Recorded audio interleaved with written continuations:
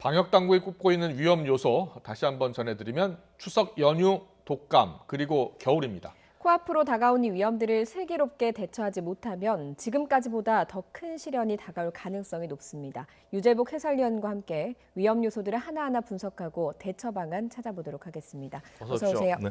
예. 독감 백신 접종을 둘러싸고 지금 온 나라가 시끄럽습니다. 그런데 정부가 이전보다 많은 백신을 지금 준비했다고 하거든요. 네네. 근데 독감과 코로나19가 같이 걸리면 더 위험하다는 그런 연구 결과가 나왔습니까? 연구 결과 한 4가지 정도를 지금부터 소개해 드릴 텐데요. 네. 굉장히 예. 비관적입니다. 우리나라는 정은경 본부장이 떠오르지 않습니까? 네. 미국에는 이제 파우치 박사가 제일 유명한데요. 이 사람이 어느 누구도 가을 독감 유행 때의 상황을 예측할 수가 없다 이렇게 얘기를 했고요. 네. 또 다른 로버트 레드필드라는 박사는 가을에 최악의 상황이 올 수 있다 이렇게 얘기를 하고 있습니다. 그것은 이제 독감과 코로나19가 겹쳤을 때 일어나는 상황을 상정한 것인데요. 예. 지금부터 연구 결과를 4가지를 소개해 드릴 텐데요. 독일과 프랑스에서 공동으로 연구한 결과를 보면 독감 유행이 코로나19 전파력을 2배 이상 증가시킬 수 있다. 이런 연구 결과가 나왔습니다. 현재 코로나19의 평균 재생지수라고 한 사람이 이제 감염시킬 수 있는 사람이 2명 정도 안팎으로 나오고 있는데요. 예. 독감과 동시에 감염되면 이 재생지수가 4에서 5까지 올라갑니다. 예. 그러니까 지금보다 2배 이상 감염 더 시킬 수 있다는 것이죠. 예. 또 다른 연구는 바이러스 2개가 몸으로 들어오면 몸이 그만큼 약해진다는 얘기입니다. 그러니까 두 바이러스를 상대로 싸워야 하니까요. 그래서 그 몸 자체가 약해진 데다가 그 독감의 대표적인 증상인 기침이나 재채기가 코로나19의 전파를 촉진시킨다. 왜냐하면 우리가 코로나19가 전파되는 것은 기침이나 재채기를 할 때 침방울이 다른 사람에게 가는 거 아니겠습니까? 네. 그렇기 때문에 전파가 더 촉진될 가능성이 있다. 이런 연구 결과도 있고요. 그다음에 동시 감염됐을 때 코로나19의 진단율이 그러니까 코로나19를 걸러낼 수 있는 이 검사 진단율이 30에서 50%가량 떨어질 수 있다. 이것은 네. 왜 그러냐면 잠복기가 다르기 때문에 그렇습니다. 코로나19의 잠복기는 3일에서 5일, 예. 독감은 하루에서 이틀입니다.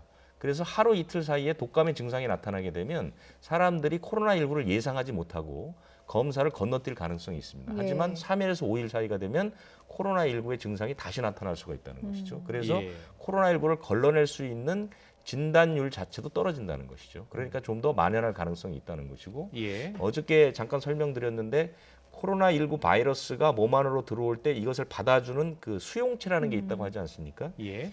이 수용체가 독감 바이러스를 만나면 크게 늘어난다는 연구 결과가 있습니다. 예. 그렇기 때문에 몸속에서 이 수용체 ACE2라는 수용체가 크게 늘어나기 때문에 코로나19 바이러스를 더 많이 받아들일 수 있다는 것이죠. 예. 우리가 왜 마스크를 쓸 때 꼭 코까지 쓰라고 하는 이유가 있지 않습니까? 이것이 감염을 막는다고 하잖아요. 예. 이게 왜 그러냐면 우리 몸속에서 이 ACE2라는 수용체가 가장 많이 나오는 곳이 코입니다. 그렇기 때문에 코를 통해서 바이러스가 들어오기가 가장 쉽다는 것이거든요. 예. 예. 그걸 막기 위해서 마스크를 꼭 코까지 쓰라는 것이죠. 이 수용체가 독감 바이러스와 겹치게 되면 늘어난다는 사실.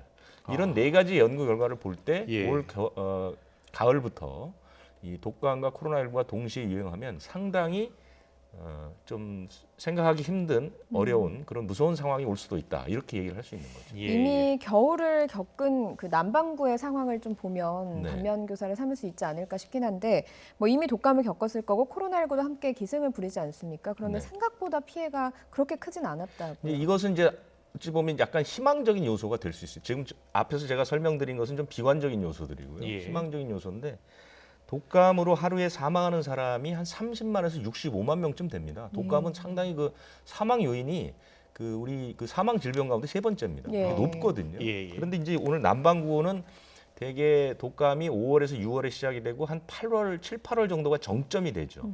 북반구는 한 10월에서 11월쯤 시작돼서 한 12월, 1월 정도가 이제 정점이 되니까 예, 예. 남반구는 사실상 독감 유행 시기가 지난 거고 북반구는 이제 유행 시기를 향해 가는 것이죠. 예. 그렇군요. 그런데 예.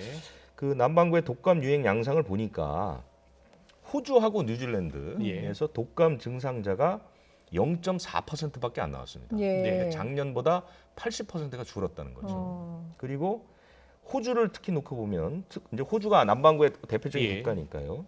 호주는 매년 그 독감 환자가 한 8만 6천 명쯤 나오고요. 사망자가 130명 정도 되는데요.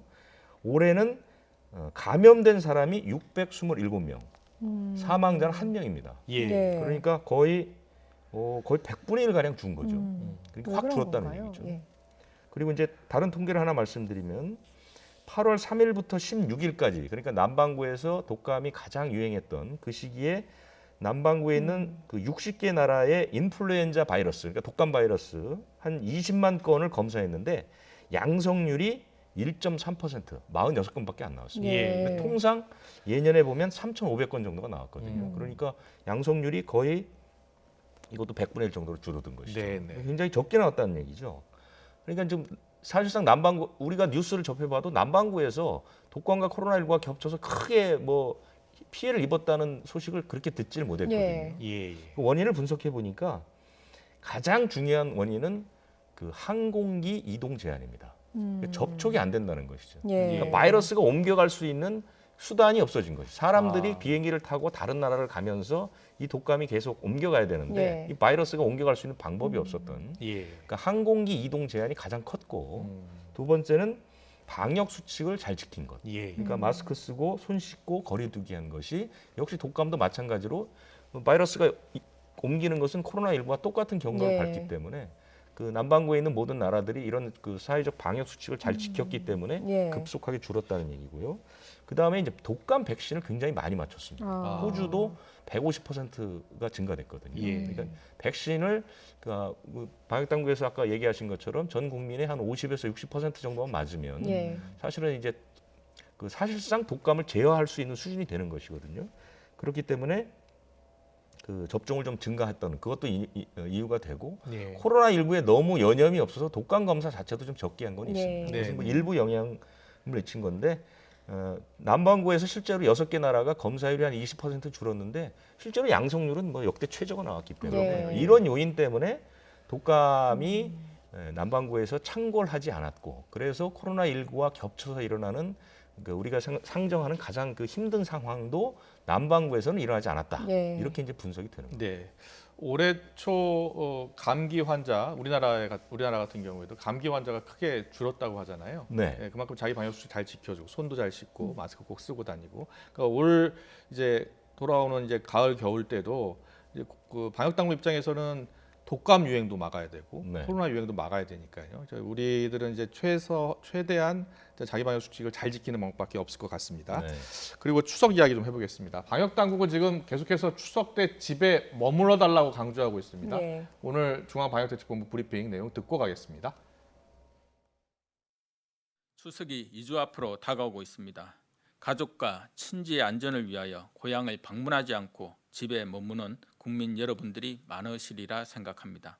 정부에서도 명절을 맞아 그간의 사회적 거리두기를 지속하며 고향 친지 방문, 여행 등 지역 간의 이동을 자제하도록 요청드리는 것이 어렵고 힘든 부탁임을 충분히 이해하고 있습니다. 그만큼 추석 연휴를 계기로 한 확산과 전파에 대한 우려가 크다는 점을 다시 한번 양해해 주시기 바랍니다. 네, 이 방역 당국이 사실은 이번 추석에 고향에 내려가지 말아달라고 당부하는 이유는 좀 모이지 말아달라는 건데 네. 그 여행 장소에서 지금 많이 모이게 생겼어요. 그렇습니다. 그러니까 안에서 만나든 바깥에서 만나든 어떤 형식이든 만나기만 하면 감염이 된다 이 얘기입니다. 예. 실제로 보니까 지난 8월 이후에 그러니까 모임, 소규모 모임 아니면 여행으로 그 집단 감염이라는 게 13건이고 확진자가 311명. 직접적인 감염자보다 N차 감염자가 더 많습니다. 그러니까 누구든 만나게 되면 감염이 일어나고 이것은 곧바로 N차 감염으로 가는데 예. 추석은 연휴가 이어지다 보니까 아, 본인이 감염이 돼서 증상이 조금 나타나도 병원 찾기가 쉽지 않고 예. 그래서 2, 3일간 잠복기를 거친 뒤에 각자의 거주지로 돌아간 뒤 확 퍼지는 이런 현상들이 일어날 수 있다는 것이죠. 뭐 말씀드려 보면 그 양평군에 있는 복다리 맹사라고 크게 그때 한번 예, 소개를 예. 시켜드렸죠. 동네 어르신들 잔치를 했는데 예. 거기서 한 50명 가까이 이런 것도 있고요. 예. 롯데리아에서는 직원들끼리 회의 끝나고 식사 같이 했는데 한 24명 정도 됐고요. 뭐 최근에 이제 수도권 산악 그 카페, 온라인 산악 카페 이것도 산에 같이 갔다 와. 그러니까 야외니까 사람들이 뭐 걸릴 리가 없겠구나 하고 안심하고 갔는데 끝나고 식사 같이 했는데 뭐 거의 충남 지역까지 한 47명 감염되고 이런 식이거든요. 그러니까 방역 당국에서는 이번 추석에는 아예 만남 자체를 안 갖는 게 좋다. 집에서 가족끼리 보내는 게 힘들고 불편하더라도 가장 좋다를 강조하기 위해서 아마 이런 통계를 발표하지 않았나 싶습니다. 예, 뭐 야외여도 또 친한 사람들끼리 모여도 안전하지 않다는 건 항상 강조하고 있지 않습니까? 그렇습니다. 계속해서 생각을 하셔야 될 것 같고요. 어제 뭐 제주와 강원 여행 계획 세우신 분들 되게 많다고 해서 걱정이 컸는데 추석 때 고향 안 찾기 캠페인 이게 효과를 볼 가능성이 커 보인다 이런 여론조사 결과가 나왔다고요. 그러니까 이번 추석에는 고향을 가시겠습니까? 이런 이제 질문을 던졌는데요. 81%가 이번 추석 연휴에 하루 이상 집을 떠날 계획이 없다 이렇게 얘기했습니다. 5명 중에 4명은 이제 그 고향을 찾지 않겠다는 얘기죠. 하루만 머물겠다가 16%고 하루 이상 머물겠다는 사람은 1%에 불과했습니다. 이 아마 그 추석을 앞두고 고향을 방문하는 것과 관련된 설문조사가 이 회사에서 1989년에 시작을 했는데 이렇게 안 간다고 대답이 나온 게 처음이라고 그럽니다. 보통 때는 30% 이상 정도 나왔는데요. 그러니까 일단 고향을 찾지 않는 것에 대한 캠페인 효과는 볼 가능성이 있다 이렇게 이제 생각을 볼 수 있는데 문제는 여행이죠. 그러니까 이것도 일종의 풍선 효과라고 생각이 됩니다. 이게 전국에 있는 지금 특히 강원도 쪽에 그 숙박 시설은 거의 예약이 다 찼다고 하고요. 그 다음에 제주도도 지금 이제 거의 찼다고 합니다. 요즘 이제 특급 호텔들은 그 방역 문제가 있기 때문에 100% 예약을 받지 않거든요. 70에서 80% 예약을 받습니다. 70%밖에 안 찼으니까 뭐 자리가 있겠구나 하고 전화하셔도 아마 방 잡기는 쉽지 않으실 겁니다.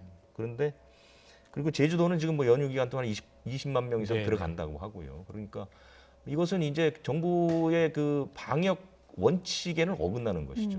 고향을 찾는 거나 여행지를 찾는 거나 마찬가지로 접촉을 피하는 것은 어긋나는 것들이고 여행지에 사람들이 북적거리게 되면 아마 그 감염이 일어날 가능성이 훨씬 높죠. 그래서 다음 주 초에 나올 대책에는 아마 이제 이런 것들을 막기 위해서 아마 상당히 강도 높은 대책이 나올 것으로 보입니다. 이 여행객이 많다는 것은 이제 고속도로를 이용할 가능성이 크고요. 고속도로를 이용하다 보면 이제 각 휴게소마다 사람들이 많이 모이잖아요. 그렇습니다. 거기에 관련한 대책이 나왔습니까? 그러니까 이번 연휴 기간 동안 그러니까 이제 귀성이 시작되는 날부터 귀경이 마무리되는 날까지 나흘 동안은 고속도로 휴게소에서 우동이나 라면을 못 드십니다. 그러니까 식당에서 식사를 못 합니다. 포장만 가능합니다. 그러니까 사실은 그것도 어느 정도 뭐 낭만이긴 했는데요. 그 고속도로 귀성길에 그 고속도로 차 막혔을 때 이제 고속도로 휴게소에서 이렇게 뭐 한 그릇 먹고 가는 것도 나름대로 낭만이 있었는데 이번에는 그것을 이제 하실 수가 없게 됐고요. 그렇군요. 포장만 가능하게 됐고요. 그다음에 입구와 출구가 따로 운영이 됩니다. 그래서 뭐 입구와 출구 완전히 다르게 동선을 이제 한 방향으로 갈 수 있도록 하는 것이고요. 그다음에 이제 발열 점검도 아마 들어가실 때 다 발열 점검을 받으셔야 될 것 같습니다.